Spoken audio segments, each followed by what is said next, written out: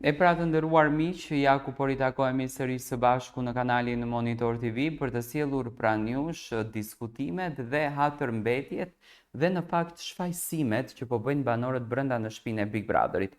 Do të ndalojmë tek një debat që ka ndodhur mes Danjës edhe Eglit, ku Danja dhe Egli po bisedonin për rikthimin e saj në shtëpinë e Big Brotherit. Egli natën e mbrëmshme po gatuante në kuzhinë edhe i thonte Valbonës që në momentin kur do dalësh nga shtëpia, do të thënë Valbona është e bindur që largohet nga shtëpia, do të mbyllesh në një dhomë dhe s'do të kesh nevojë të flasësh as me familjarët e tu, aq e ngarkuar do t'jesh dhe aq e goditur do t'jesh. Do të thënë, a janë këto informacione nga jashtë? Tani mua më duken këto informacione nga jashtë. Në anën tjetër Valbona i tha që unë tha do të heq tha edhe miqtë të mi një muaj nga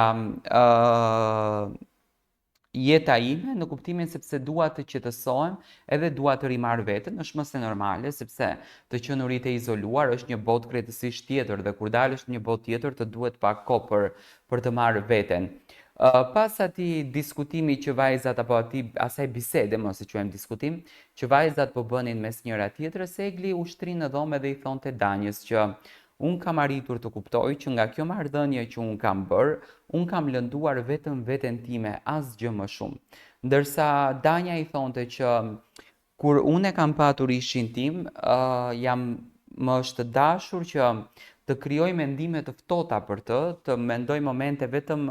të rënda që kemi kaluar me të për ta harruar dhe për të ftohur shpirtërisht nga ai. Dhe kështu që më është dashur kohë që të kaloj, por tha gjeta tha Redin, një djalë i mrekullueshëm që sot më bën të ndjem shumë e lumtur dhe shumë e gëzuar. Edhe unë tha kam qenë në këto mendimet që në qoftë se do ndahem, bota përfundon për mua, jeta ime mbaron këtu, po tha jo. Nuk ishte qenë tha ashtu, thjesht u ftoha nga i mashkull dhe tha më erdhi tha një njeri tjetër në jetë, Redi, që sot jam shumë e lumtur tha dhe po më jep tha shumë dashuri. Ndërsa Egli vazhdon akoma ta ndjen gjestin, por deri diku e quajnë fajtor gjestin për të gjitha atë situatën e cila u ndërtua dhe për të gjitha atë situatën e cila ndodhi në shtëpi. Egli tha unë kam arritur të kuptoj tha që gjesti nuk e kam lënduar shumë, unë mendoj që gjesti është lënduar tepër, sepse gjesti nuk është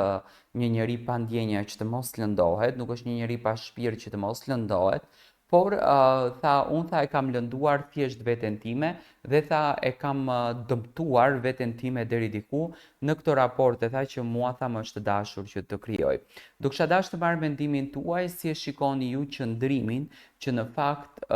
Danja tregon dhe ka dhënë brenda kësaj shtëpie.